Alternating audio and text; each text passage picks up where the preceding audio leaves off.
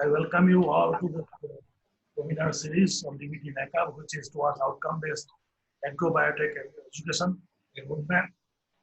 And already we have 5-6 webinars in the series where people like Dr. Alok Das and Dr. Adam Price and Dr. Higgins, they have already talked on different subjects. Today's topic is concept to commercialization on agricultural biotechnology, issues and challenges in entrepreneurship. Very interesting topic.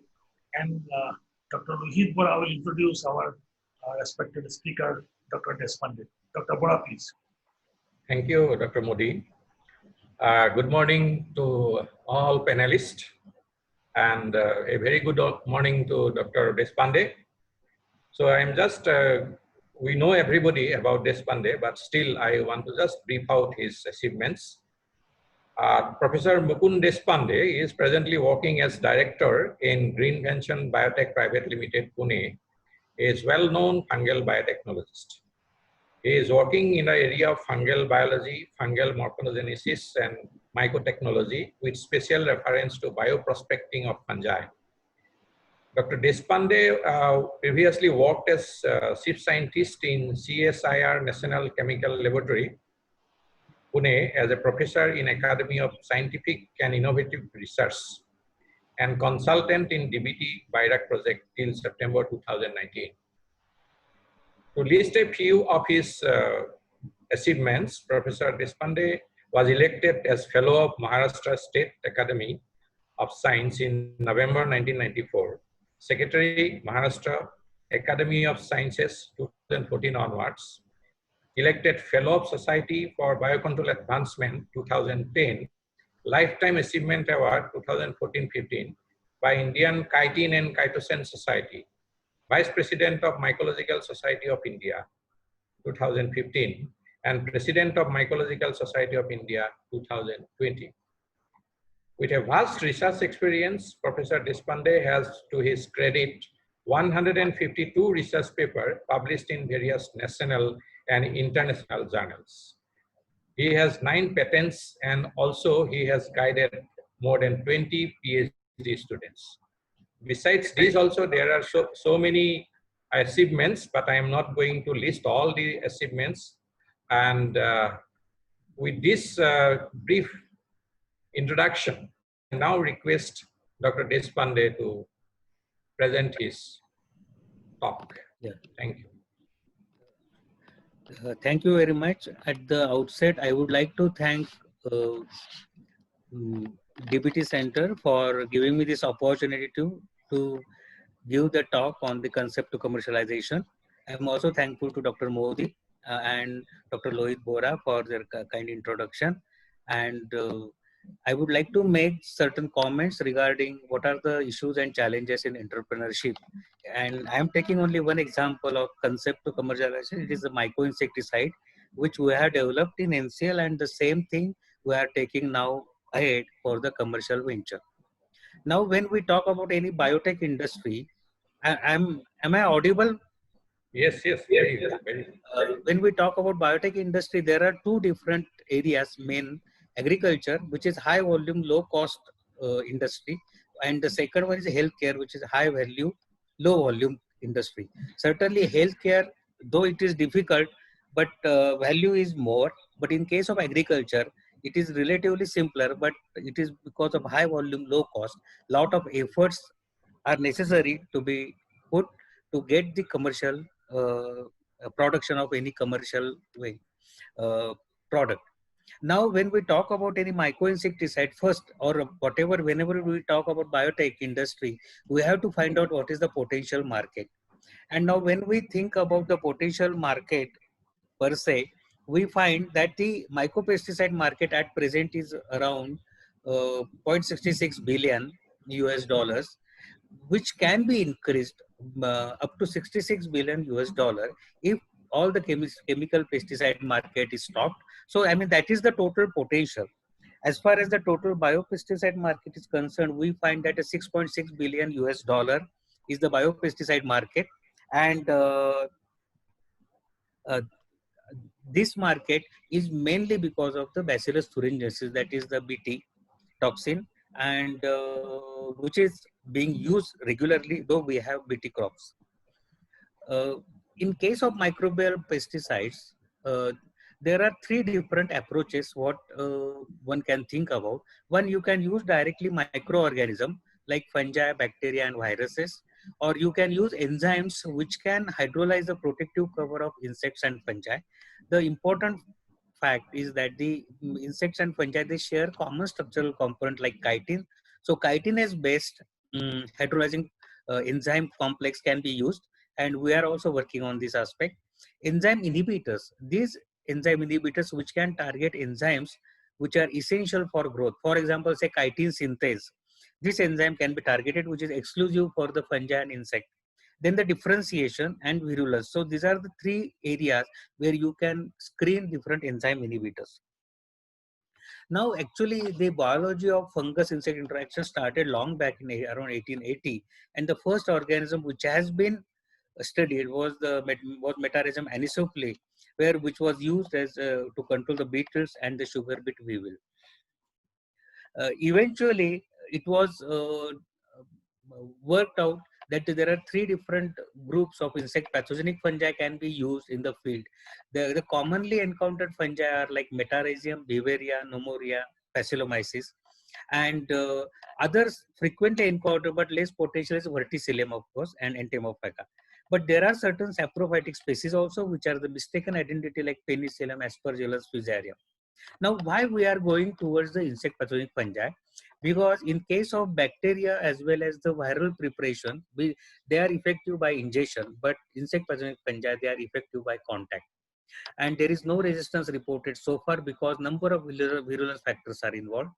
So more than 377 entomopathogens are being tested in the field, and these organisms are studied for their potential as far as the agriculture uh, control of pest in agriculture field is concerned.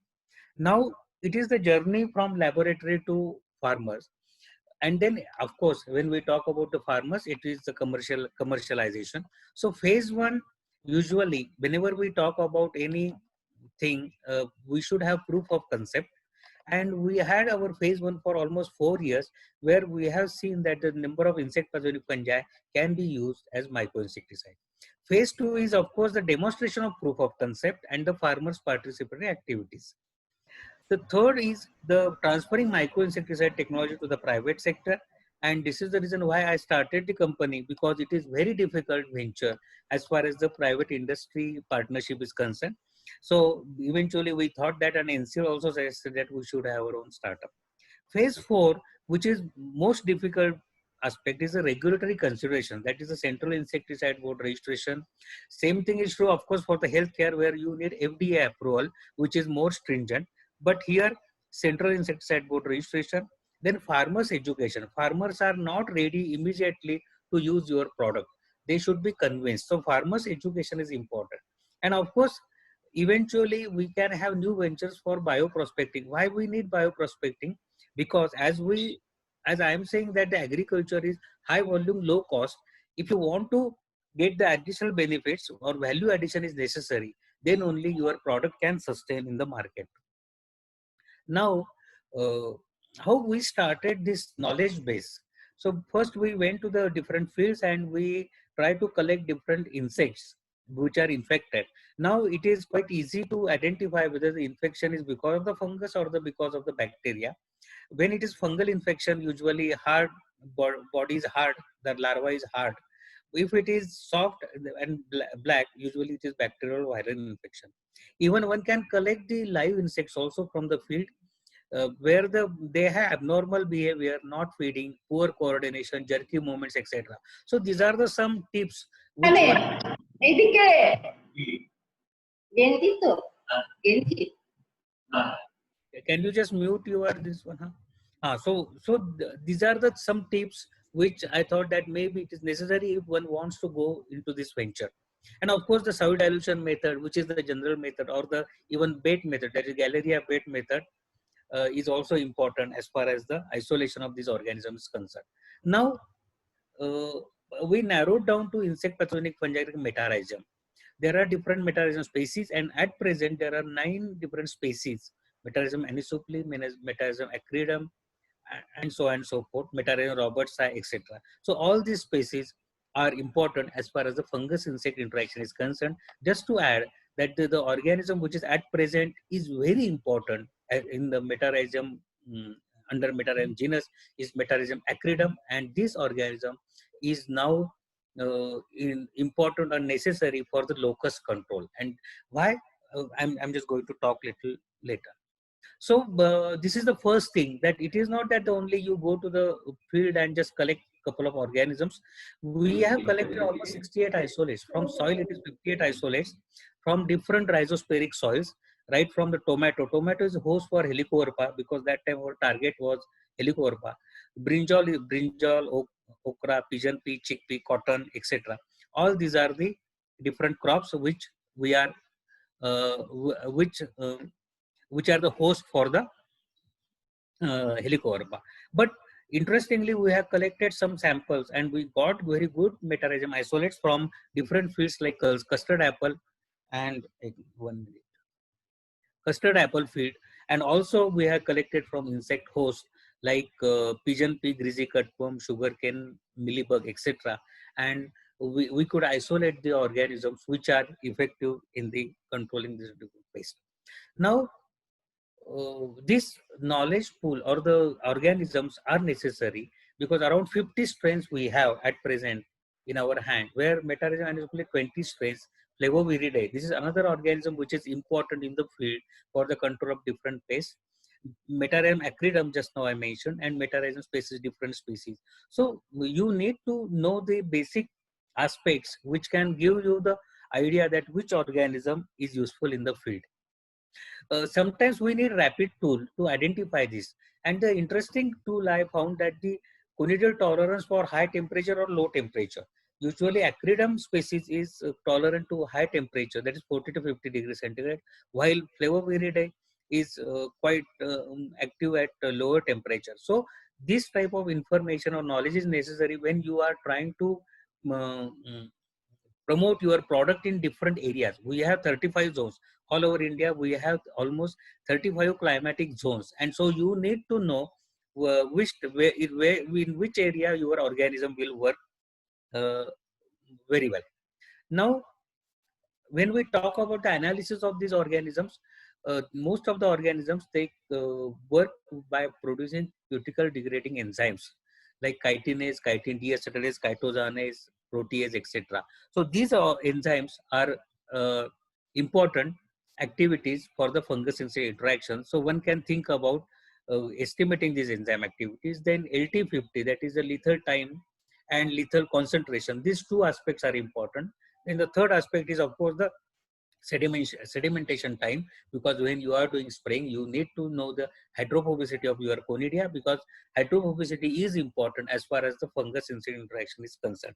So based on these properties, one can identify few organisms. It is not only, this is the tip which are willing to, the people who are interested in going for commercialization, that you don't identify only one organism as a commercial strain. You should have some backup strains. So try to identify minimum 2 or 3, because that backup strains are necessary as far as the commercial venture is concerned. So we have identified 3 organisms based on their yield, that is the spore powder per kilogram of price, viability, sedimentation constant, etc., LC50, LT50, etc. And these 3 organisms finally we have tried to use in the agriculture field for commercialization. So this is the regular that the mass production. From stock culture, you can go for liquid fermentation, biomass production, then you go for solid state fermentation for the production. Because these are aerial spores, these are not blastospores.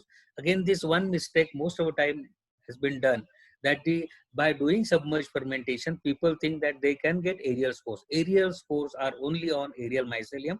Whatever spores we get in the liquid flask, they are these are the mycelium which is adhered to the edge of the flask. Usually that is aerial mycelium, and that mycelium produces aerial spores, and we think that these are the aerial spores produced in submerged fermentation. We do not get aerial spores in submerged fermentation. We get only blastospores. These are different types of spores which are more sensitive to the different changes in the environment. So it is always better one should have solid state fermentation. And then you can isolate the your spores by doing myco-harvester or maybe by working with a liquid extraction, etc. So usually 60 to 70 grams of conidia you can get. Again, why this number is important? Because of the commercial venture, because this number is important to decide the cost of your product. Now you need to have some different innovative ideas for getting the more benefit.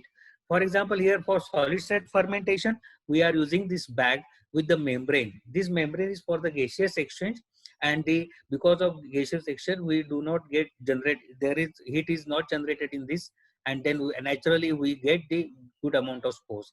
Or liquid extraction, we can see the liquid extraction also with water in oil, water or oil, diesel, sunflower oil mixture, etc. This type of applications are important. And when you use diesel sunflower oil mixture, usually you have to use very low volume. It is an ultra low volume sprayer. That is per hectare only 5 liters of this mixture is necessary. While regularly we need knapsack sprayer where 500 liters water we use for 1 hectare. And finally, farmers education. So these are the some aspects which are necessary when we talk about the commercialization. I'll just skip this slide. Now, when we talk about aqueous spray or oil-based formulation, the volume is one thing that ULV sprayer needs lower volume. But another thing is that in case of aqueous sprayer, usually what happens, conidia remain more on surface of the body and not ingested in case of oil-based spore. But in case of aqueous spore, they are ingested. And this conidia are released in the, they are coming out from the body after digestion. So that's why aerial oil-based formulations are always important when we talk about the control of different paste, because they are not ingested, they stick to the body where they can degrade the body. Now, what is the SWOT analysis? This is one thing which is necessary when we talk about a commercial venture. There are 4 different aspects. What are the strengths of your product or process? What are the weaknesses? What are the opportunities? And what are the threats? Strength, of course, the scientifically developed product, because knowledge base is always important if you develop any product. Low treatment cost per hectare. Usually we compare this cost with chemical insecticide. Weaknesses, end use market has less product quality perception, because if you go to the market, you will find that different preparations are available, but you hardly find the targeted organism in that. And farmers education therefore is necessary. Opportunities, it is a growing market, can be used singly or in IPM, that is integrated pest management.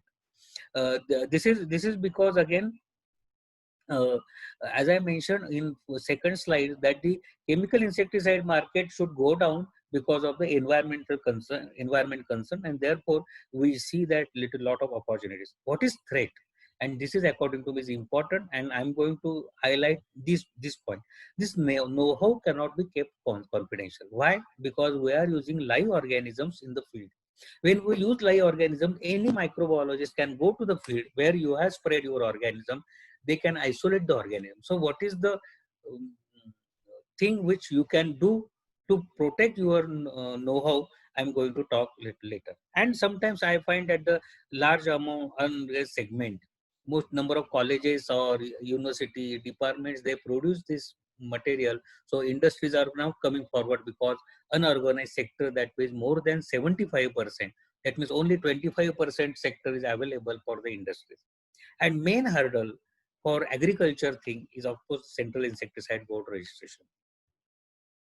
Now we'll come to the issues and challenges.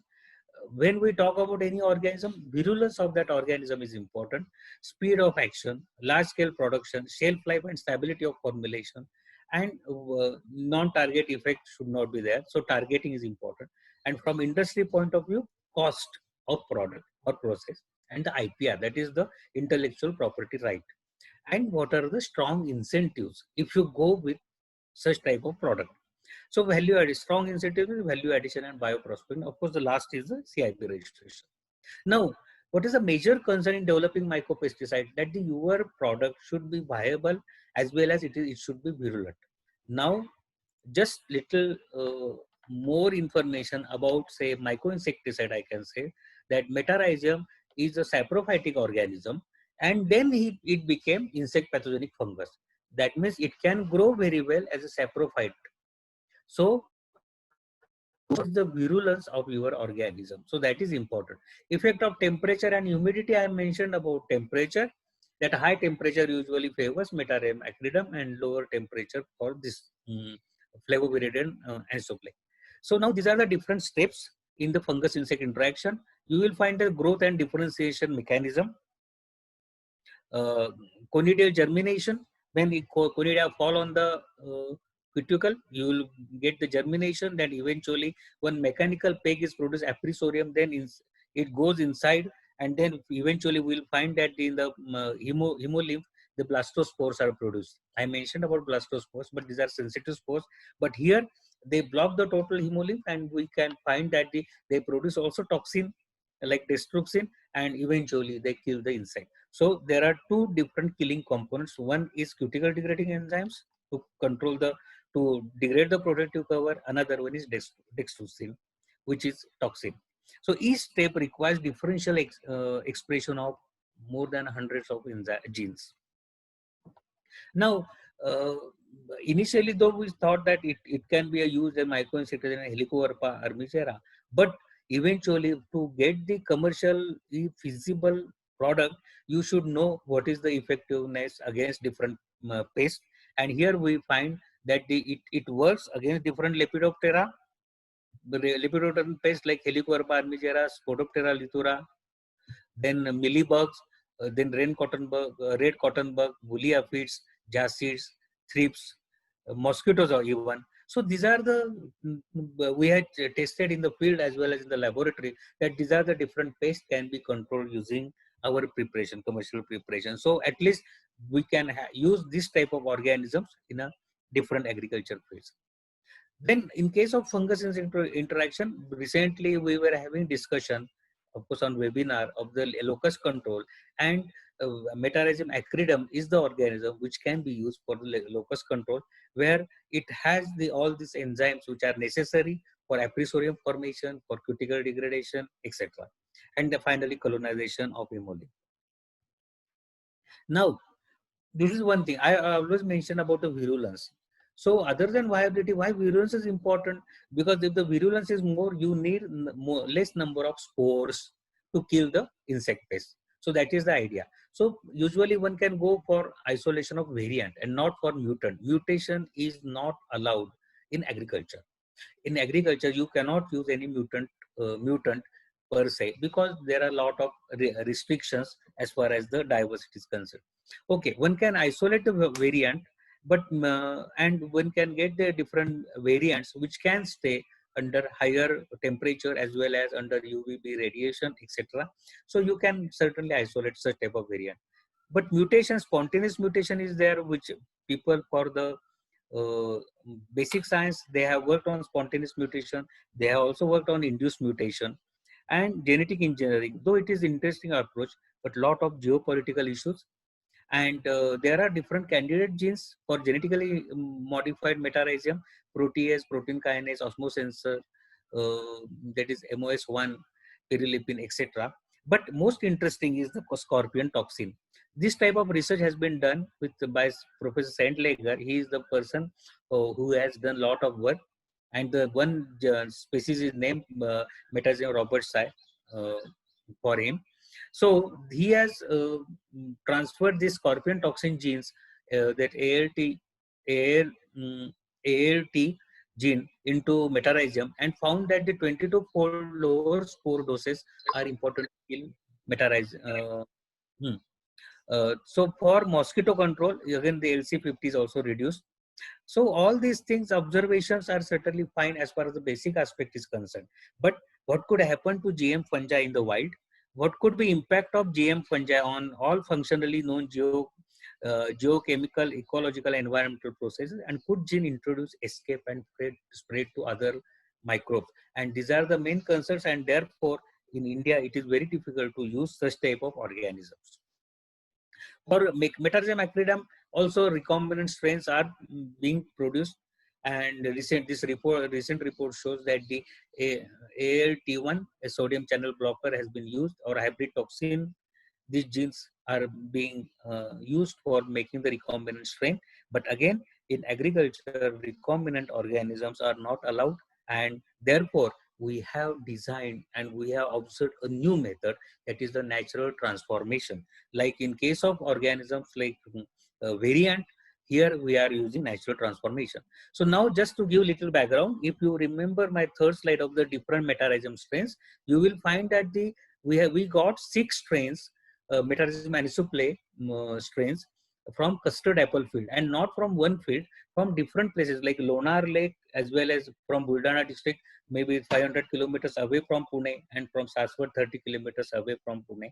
So 6 strains we have collected, but all 6 strains we found that they are very effective and they are very virulent.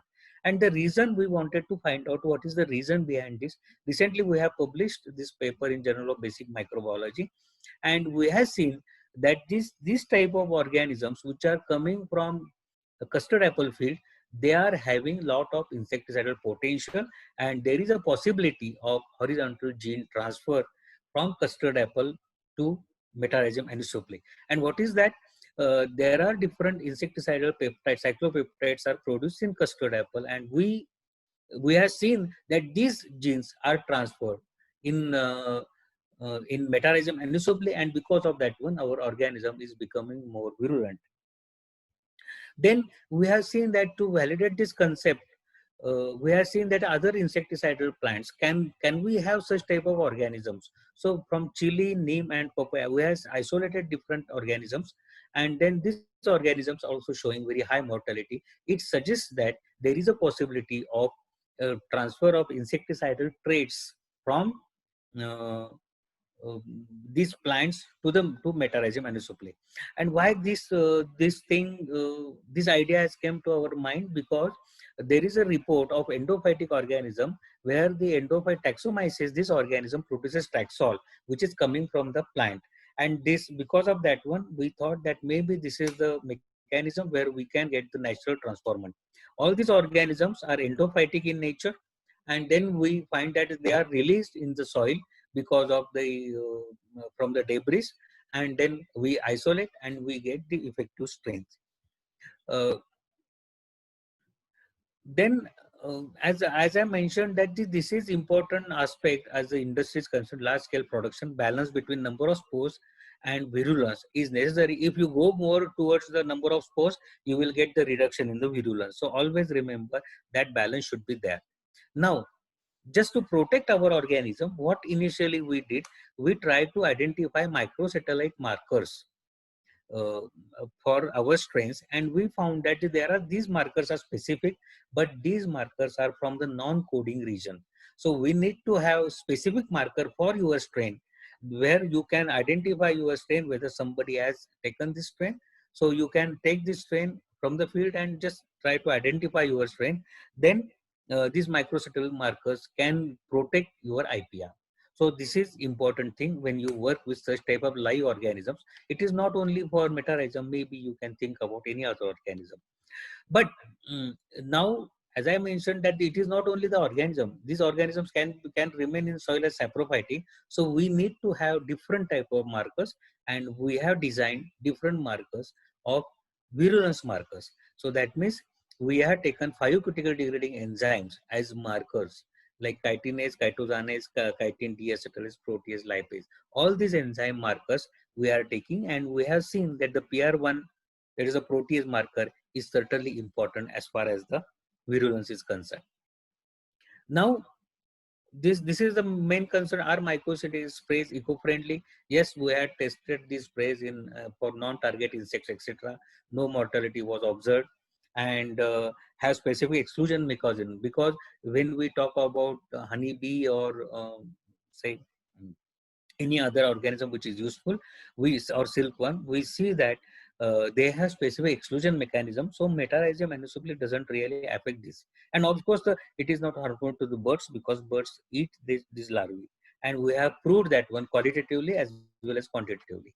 Now, next step is that bioprospecting. That means you should find additional uh, um, value addition for your product. So here you will find that the bio broad spectrum against pest and pathogens. So we have tested again different pathogens like Fusarium, Botrytis, etc. PGPR activities. These organisms, they produce chitin deacetylase activity, which is close to the node factor. Node factor is important as far as nitrogen fixation is concerned, and we find that these activities are important in metarhizium. So you can use that one additional benefit. Then lipases, lipase, protease, on these enzymes, they are having a lot of industrial application. So when you take out the spores, rest of the mycelium, even you can use for the production of these enzymes, or maybe you can use the mycelium for the production of chitin chitosan, because chitosan is another polymer which is getting a lot of importance in the field. Bioremediation and other aspects, or even bionanofactories, you can use mycelium.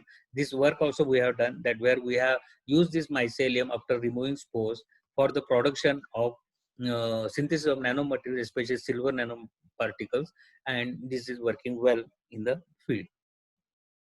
Central Insecticide Board registration is certainly important. They are not, they are considering bioproduct as similar to chemical with little deviation. So bioproduct has no special consideration. Isolated natural product is considered as chemical. So this is important, because recently we went for CIB registration for our enzyme preparation, and they are saying that this is chemical. So they did all the eco-toxicological studies, and finally we got the clearance as far as the toxicological aspects are. Bureaucratic issues, I don't want to discuss this, but if we go with this type of model, the chemical industry versus food industry model, this is one of the suggestions where these products, if we consider under food industry, then naturally the stringency of CIB will go down.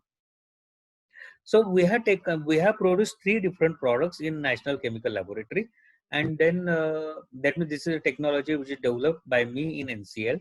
One is myco-insecticide, another one is enzyme formulation, and the third one is of course the chitosan production using fungus. So these 3 technologies we have taken in our startup, and we are working in our startup. So this technology last year in June we had taken for the company. Now, as I mentioned that we wanted to have another industry collaborator, but unfortunately we could not. So finally we decided, NCL suggested that we should go for our own startup. So this is our facility. Right now I am in the facility. So we have all the basic facility here, and we are working for the different products. Now, this is one important thing. That is the message, that to be successful as an entrepreneur, most important thing is that knowledge base for the process and product development. Without this one, number of times I find, I mean, uh, nothing this one against anybody, but number of IT people, they are coming in agriculture, they have their own thinking, but they do not have this type of knowledge base as far as the organism is concerned. So it is always better that you should have somebody who understands the basic concept or the basic aspect. Then policymakers, certainly they make a lot of change in your roadmap. That is another thing. And recently it has been seen that because of a locust, it was admitted by DG of ICAR that we have not systematically done any work on the locust control. And so he suggested there are different insecticides, that malathion and chloropyrifos, etc., can be used, which are approved by Central Insecticide Board. But recently, this is the ironical situation that Union Agriculture Ministry on May 14th, this is a recent one, issued that notification that this listed chemical insecticides cannot be used in the field. If such type of policy decision immediately changes, such type of policy decision immediately changes your scenario, your production capabilities, etc., and you cannot do really anything. So this is one thing which is you should always think about, that there could be such type of turbulences, I can say, in your roadmap. Now, what are the opportunities, different opportunities to get the funding? See, Ministry of Micro, Small and Medium Enterprises. So this is the area where you can get funding. Department of Biotechnology is well ahead for biotech industries. Accelerated Translational Grant for Commercialization, ATGC grant. This is one thing which you can certainly think about. Biotechnology Industry Research Assistance Council, that is a BIRAC. The even with this center, we have also submitted one program to BIRAC. Incubation. I'm going to talk about this incubation center. You have also in Assam Agriculture University, the incubation center is there. But what are the what we want and what they are giving? That is little different. Early stage idea, that is a big biotechnology ignition grant, and EUVA and other these grants are available. Late stage idea, that is CIBRI. When you have recognized center for of DSR, then you can go for the small business innovative research initiatives for this grant. This is large grant and you can get grant as well as loan. Translational research, then equity funding. Even DBT is ready to give some funding and they will be the partner in your venture. So this is important. Social innovation, there is SPERSH and SIIP. There are two programs where you can relate your farmers education etc for the social innovation. Then Department of Science and Technology also is having different funding things. That Nidhi Prayas, that is for young entrepreneurs. Then TIFAC is another one, seed grant, and FIRE, that is the SI sub grant. But this is one thing where you want to have the entrepreneurship. But there is a possibility which I'm thinking and we are trying to develop, that the join for PTRAB. What is that? The platform for translational research in agriculture biotechnology. What it means? That means instead of it is some sort of cooperativeness, we can say that if you have any proof of concept or if you want to go with ahead and you cannot become entrepreneur or you cannot have startup, then maybe you can join such type of group where in this group you can work. For example, we have started such type of group where you can come inside with definite MOU, you can work with us, and then whenever you want, you can go out and go for the marketing, etc. So this is the another rather alternative for going, instead of going for the entrepreneurship, you can go for such type of thing. About the incubation center, I mean, this is always I find, and when incubation center people there in NCL, we had incubation center, whether we have, and initially I wanted to work with incubation center. I started working in incubation center, but I found that the part to the winning post, team efforts can surpass all odds. But what is expected from incubation center, the support. But we find that this is the situation. The last picture is, this is the situation. Incubation center is going with you. They have their own agenda, and you have to work hard for your development. And finally, I mean, I don't want to criticize anybody, or I don't want to give the definite example per se. But we found that the benefit ratio, benefit risk ratio, was not very good as far as the going with incubation center. And so we thought that maybe we should have our own industry, and we started our own thing, and now we are trying to perform well. But incubation center, if incubation center is ready to help, like the second picture, certainly you should go with incubation center, because then all other hurdles, they are minimized. Even they can help you to get the funding. Now, what are the keys to the success? Research and development, no doubt about this, that portion is always necessary. You cannot just keep quiet that I have one product, I am happy. Department of Science and Scientific and Industrial Research, DSR recognition is necessary. We have also got now DSR recognition, final approval is on the way. Then quality perception. Please don't compromise on quality. Quality perception is important, and quality control is important. Perception is one thing and control is another thing. So quality perception, that one you should have, and you should convince the end users about this. No compromisation on quality. If you maintain your quality, maybe your progress will be a little slower, but it will be more sustainable. So always remember, no compromisation on quality. Registration of the product, CIB. Of course, I mentioned about this. I don't want to discuss more details about the CIB. Maybe everybody should take experience of CIB. And the state approvals. You need your state approvals. So these two things are mandatory for manufacturing unit. With this, I would like to conclude this talk. And I would like to thank again the AAU NECAP Center And of course, my collaborators to develop myco-insecticide from Indo-Swiss collaboration biotechnology program. Students, of course, without students, I cannot do anything. And the financial support from CSR DBT. For DBT, both ISAB program, which I had almost 11 years, and BIRAC program. I completed 3 BIRAC programs and 2 are in the pipeline. And RGST, that is Rajiv Gandhi Science and Technology Commission, that is from Maharashtra state. It must be there in Assam also, because this is state-wise. So maybe you can certainly approach such type of agencies for funding. And with this, I thank you all for your patient listening. And if you have any questions, please let me know.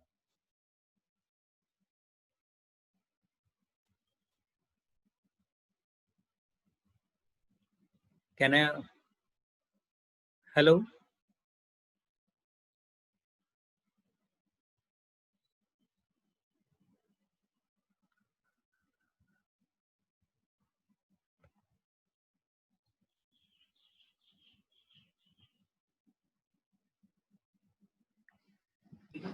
Hello?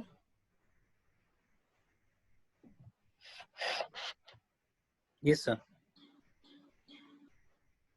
Hello.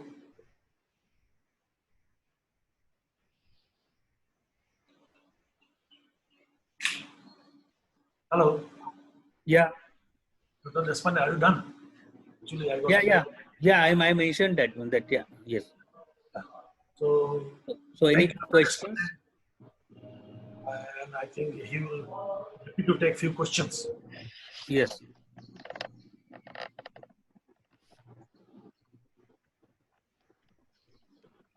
Dr. Manav Gogoi, he is asking a question in the question answer. Yes. Along with COVID pandemic, India also faced the problem of locust in western state of our nation, which you have mentioned. Now, to replace chemical pesticide, which strains of biopesticide is concentration will be feasible to control the menace of locust? Manav Gogoi is asking if there is any biopesticide for locust. Yes, actually, it's the same thing I mentioned repeatedly, that Metarhizium acridum is the organism which can be used for locust control, and this organism has been developed earlier, long back in 1997 by Professor Milner in Australia, and this is the first commercial product which has been used for the locust control. So Metarhizium is the organism which can be used for locust control. But how fast is the effect? Because when locusts come, yes. they come in a swarm. In a day, Yes. Actually, there are a couple of issues, of course, but acridum is quite fast, and as I mentioned, that this organism is quite effective at the higher temperature. Now, most of the biopesticide, it is not the in this case, but biopesticides are more preventive than the curative. So you have to go one step before.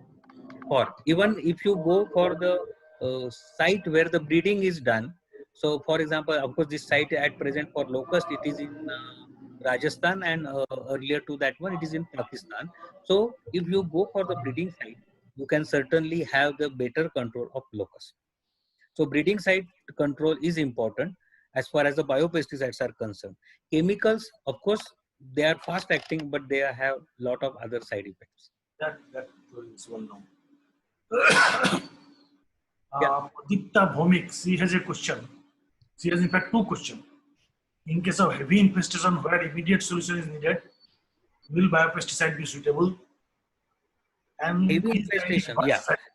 yeah. For heavy infestation, usually, even sometimes I find that the chemicals also not working, because usually the ETL level, that is economic threshold level of your paste is important.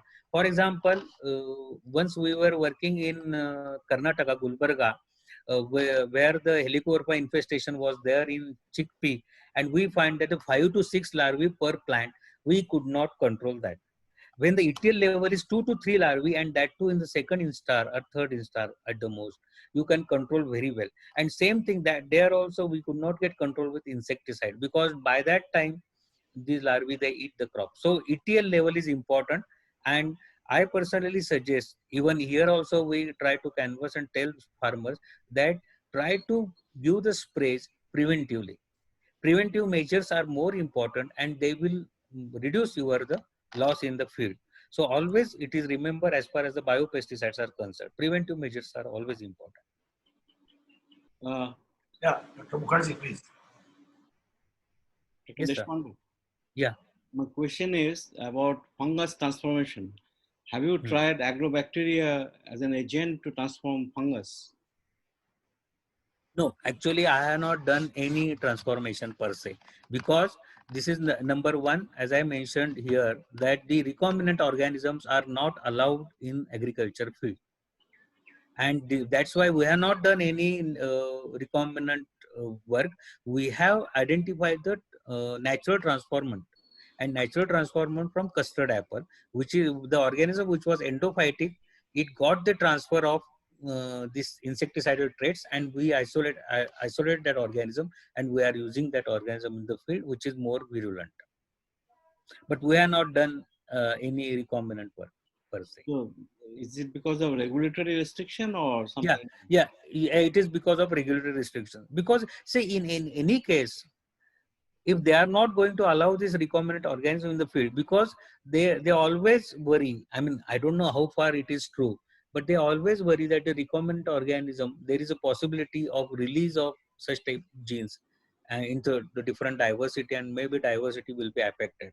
I am not expert on that one, but this is the fear which number of people have, that the diversity will be affected if we use That recombinant will happen with organisms. the natural recombinants also. Natural transformation, no, because this is a natural organism. So naturally, it has its own regulation. So Right. it will not. Then it can pass it to- Exotic organism. That's why one should not use. No, this is, see, these are the different concerns, and the people who are working on recombinant organism. For example, I'll give some another example of BT cotton. Now, because of BT cotton, now what is happening? BT cotton controls Helicoverpa armigera, but we find that there is a shifting of pest. Recently, when I was working on Helicoverpa, that time millibug came into picture in cotton, BT cotton, and now it is thrips. So it is a shifting of pest is also important when we talk about the recombinant thing, because we are controlling one pest, but other pest is also coming. But in this case, when you use the organism naturally there will not be any shifting of pest, because you can control most of the pest using such type of preparations. Is there any antiviral fungus? And, oh, about COVID, you are thinking about. Not COVID, not COVID, not COVID. In agriculture, there are so many viruses which destroy the agriculture. I'm not talking about COVID. I mean, I have not seen any secondary metabolite. Of course, number of secondary metabolites from fungi we had tested against bacteria and fungal organisms, but we have not tested anything against any virus. So I don't know really any fungus is producing any antiviral compound. Okay, Dr. Deshpande, there is a question from Sudipta. Yeah. He asked how to check the field survivability of the applied bioinoculum at different time points. How to check?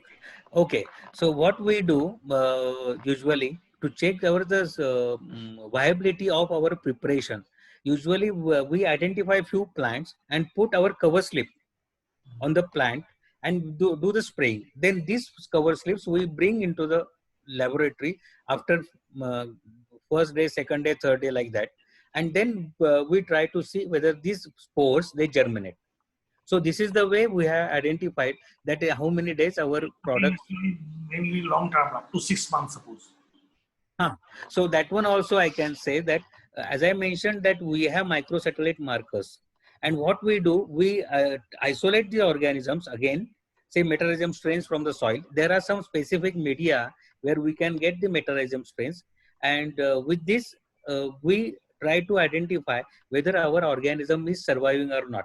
Now, for just information, we have checked after 2 years in Rahuri Krishi Vidyapit, that after 2 years also we could isolate our organism by checking our microsatellite markers. And the same work is Professor Keller from Switzerland. He has done for Beauveria species. For 9 years, he could identify his organism in the field. So by doing microcidal markers, you can certainly identify your organism. I think Sunitra has got his answer. What Abhishek Sen is asking, can you depend wholly on biopesticide and not on chemical pesticide? Very loaded question. See, if you ask me this question, at present, it is very difficult to change the mindset of farmers. What happens? Farmer usually when he goes to the field and sees the pest, then he thinks about controlling that pest. But my suggestion is that if we go for the preventive thing, that okay, at the time of flowering, usually helicoverpa comes in the field.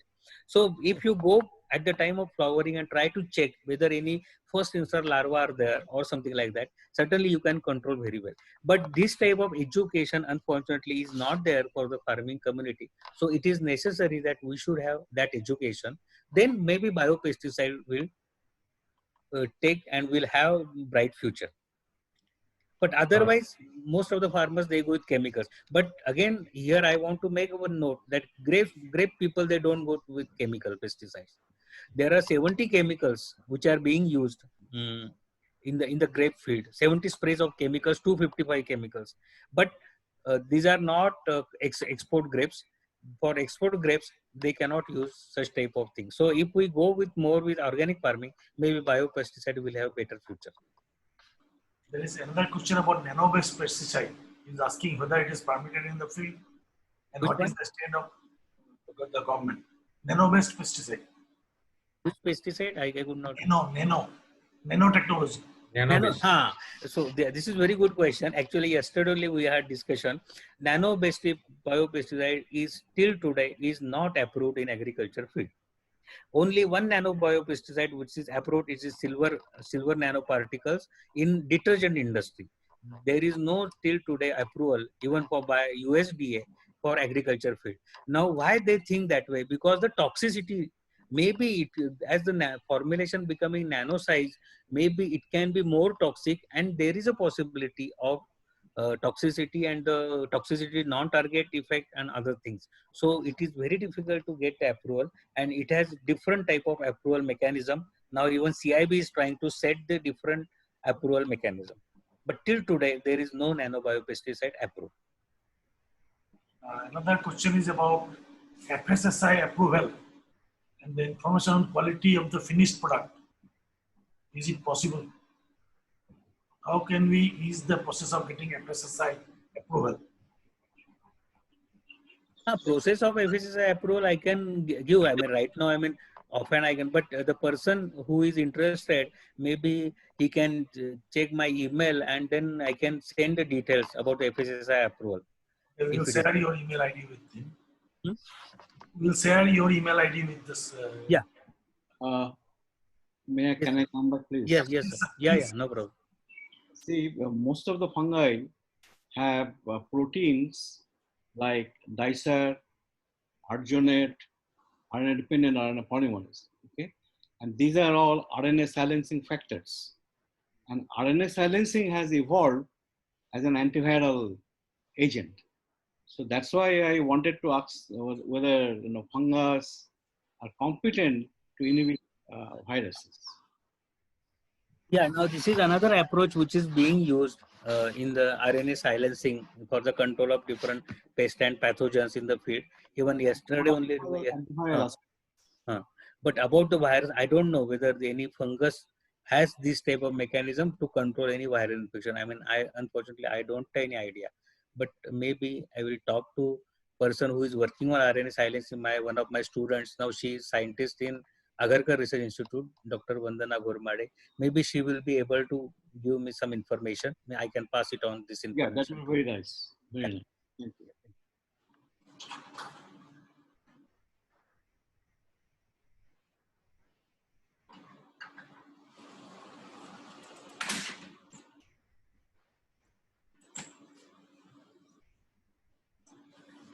Okay.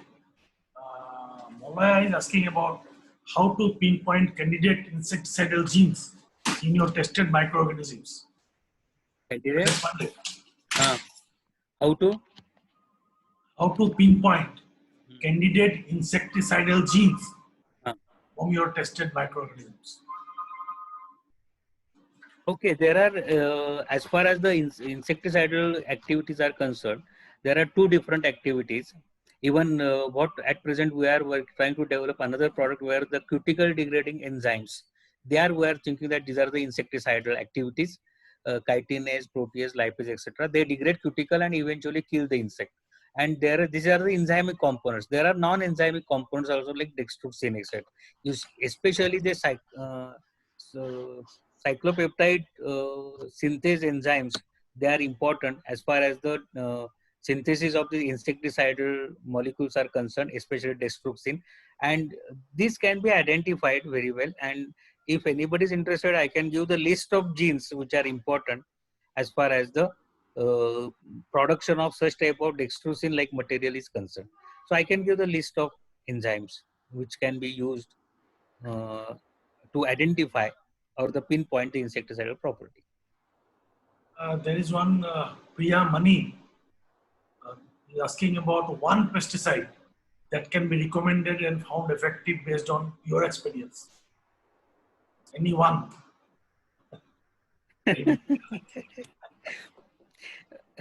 See, whatever experience I have, if you ask me that metarhizium, because we have tested metarhizium from different insect groups, whether it is Lepidopteran groups or any other group where the sucking pest like mealybug we have tried, woolly aphid we have tried, Helicoverpa, Sporoptera, all these different pests we have tried because the mechanism of killing is important.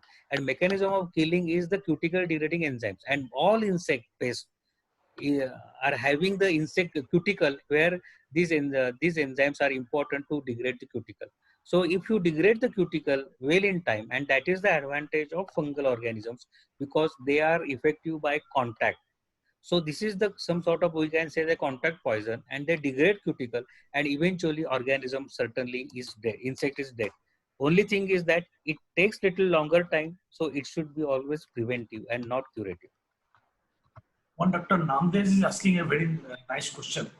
In high rainfall zone like Konkan area, how can we improve the efficacy of biopesticide? Same will apply in case of Assam. High rainfall zone. Actually, right now we are working in that cashew field for the control of stem borer, and in Goa area. But I don't know really. I mean, how they are managing that biopesticides, and because people must be thinking that it can rain, high rain can wash the biopesticide, etc. But it is not the case because I find that the hydrophobicity of this our product is important. And the hydrophobicity, usually the spores are adhered to the cuticle which are not easily removed. And I mentioned if that if you remember the slide on the locust control, where it has been seen that the aqueous spray and the oil-based spray, usually when it is oil-based spray, the spores are adhered more on the cuticle and they do not be washed off because of the water. And in aqueous spray, usually they are washed off either or they are ingested by insects. So it is always better that you should have oil-based spray in, especially in Konkan area where the high rainfall is there. There is one question about possible transgenic release this year that I myself can answer that this is only we can make a conjecture because what government is thinking, only government can know. There is another question about agri-nano products in India that I think you have already answered.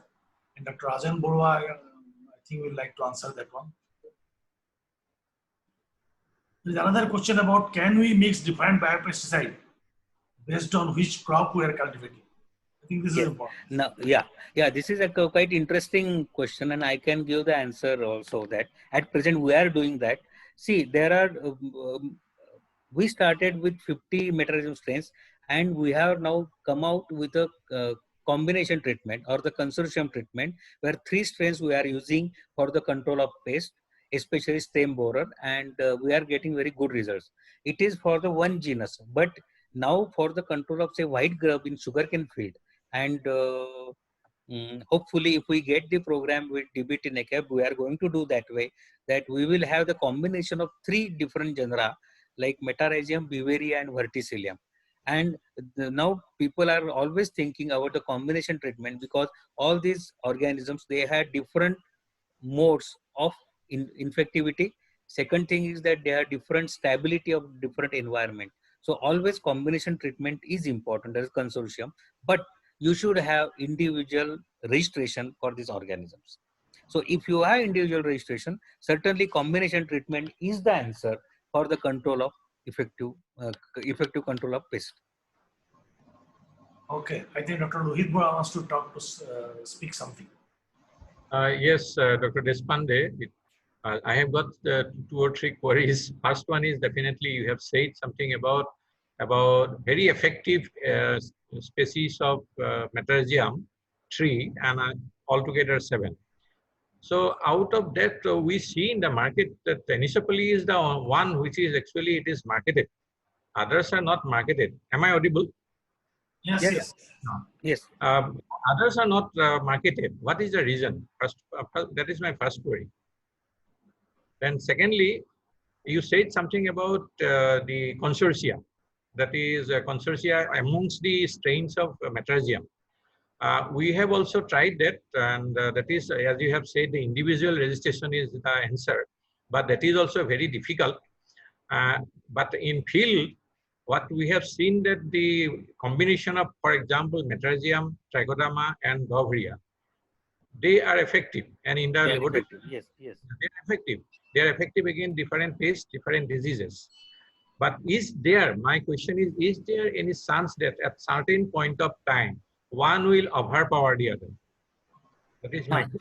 Because compatibility is always important. But what is, especially in your case, Trichoderma, Metarhizium, and third one is Beauveria. Actually, all these organisms are compatible, and we have also seen in the laboratory that these organisms are compatible. Now, Right. what we are doing at present, that we cannot grow them together, but we have to mix at the time of spraying. That is one thing. If you try to grow these organisms, maybe Trichoderma take over, because Beauveria is slow growing as compared to Trichoderma. So you cannot grow all these organisms together in one flask. You have to grow separately and then mix and then go ahead with this combination. Though, so they are compatible in the field, they will not exclude each other, because at present we are using 50% of 2 strains and they are not excluding each other. But we are growing separately and then using this one as a consortium in the formulation. Okay. Another thing, that was a query from somebody, I forgot, regarding the wash away factor of the biopesticide, like the chemicals can be also washed away in high.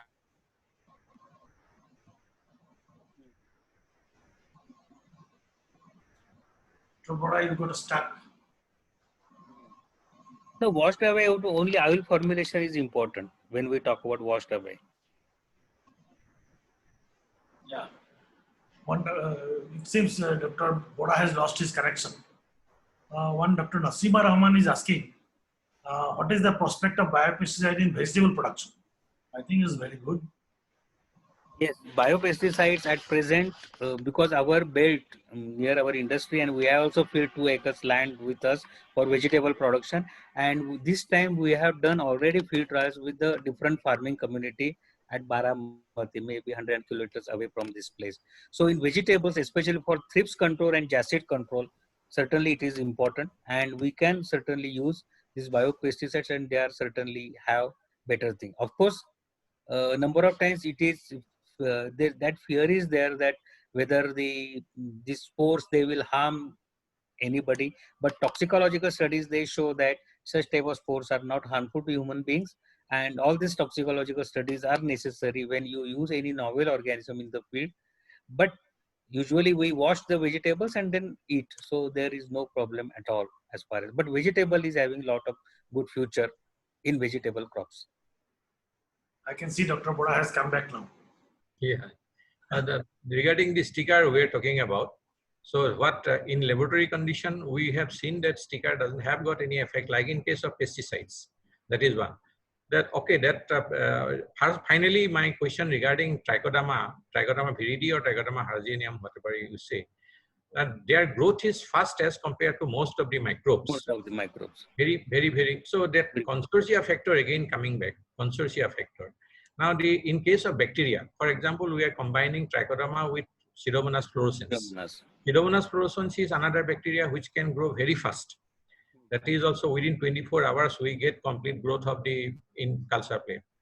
So in that case also, we see that Trichodama try to overgrow the bacteria.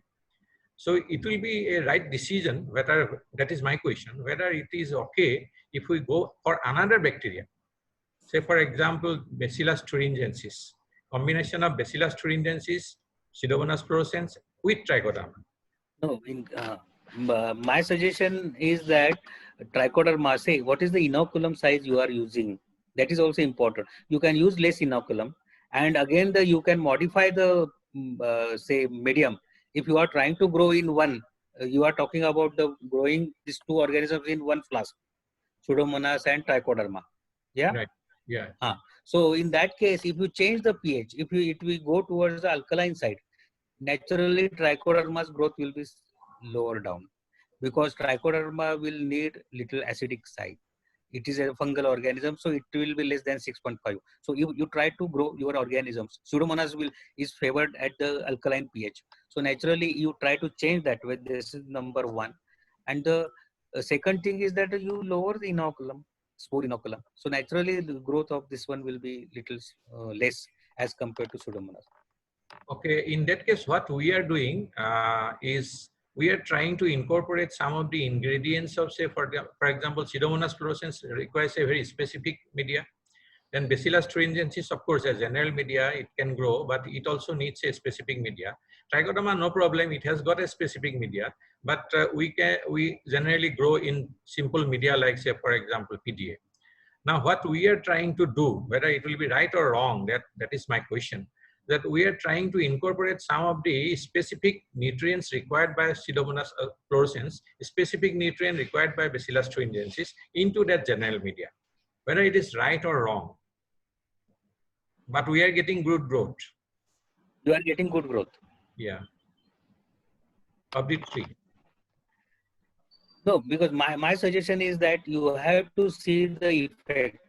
Whether if you are getting good growth of Bacillus component, you have to see whether that component is inhibiting your Trichoderma. So independently, you have to grow Trichoderma with that ingredient. Then only you can say that. If it is inhibiting, then it is totally different ball game. So I think one should not inhibit the growth. One should reduce down the growth. It is always suppression of growth is important, and not the eradication of the growth is important. Right. So always, I mean, I personally feel that you independently check that whether that component is affecting Trichoderma. If it is affecting, then it is not advisable to use that. Yes. Now my initial problem was that Trichoderma is suppressing the other two. That's why I am just trying to enhance the growth of the others. Yes, definitely it is suppressing the growth of Trichoderma, the other media. As you know already that in Kingsby media, the Trichoderma cannot grow. And if you ask me, it is not only the viability, it is suppressing growth, that one thing, but it must suppress different components also. Then Trichoderma will not be useful in the field. So I mean, that is important. For example, say chitinase production. Trichoderma is having chitinase activity. If that component is suppressing your chitinase activity, then what is the use of using that component? So you have to check the killing components of Trichoderma, which can control the fungal pathogens. Okay. I mean, I personally feel that two aspects one has to check. So some fundamental information will have to be. Yeah. Thank you so much. Thank you. Okay, okay, thank you. If there are no more questions, then I think we can thank Dr. Deshpande and conclude. Rajan Bora, do you want to say something? Yes, sir. Yeah, please. Dr. Deshpande, sir. Yes, sir. Hello. Yeah. I'm Rajan Barua. Yeah, I know. Yeah, sir, how are you, sir? Fine? Quite fine, thank you. Yeah, it looks very nice. Your face says something, no? It's very good. I'm glad. But thing is this, sir, I want just one little bit clarification. For bacterial cultures, suppose it loses its effectiveness if you keep it for a long time without subculturing. Is it so with the fungus? Yes, this one today I have not seen, but most of the time it is that after repeated subculturing on artificial media, fungus Yeah. loses its virulence. Oh, And I yeah. thought last time I mentioned about this, so this time I did not mention. So it is always better that you should have infective cultures. So usually we have seen Metarhizium after 40 subcultures, it loses its virulence. So it is better that then you can go back to insect passage again to increase the virulence. So same thing is Yeah, true. yeah. So It don't is same maintain for this the, or yeah, don't same for the maintain any fungus and organism Yeah. on the nutritionally rich medium. Don't maintain any organism on nutritionally rich medium. So organism becomes lazy, and then Yeah. the products are not. So always remember it should not be nutritionally rich. Thank you, sir. Yeah, thank you. Thank you, thank you. So I think we can conclude now. Thank you very much to Dr. Deshpande for such an informative talk and very lively discussion, and all the panelists for taking part in the discussion. And also I thank the participants, some of whom have asked very pertinent questions, and all of them I understand has benefited from. And on Monday 19th, I think there is a talk from Dr. Rohini from NRCBB. So I look forward to seeing you all in that webinar. Thank you. Thank you very much, Dr. Okay, Deshpande. okay, thank you so much. Thank you. Okay, thank you. I think you can give an applaud, virtual applaud to Dr. Deshpande. Okay, thank you so much. Thank you.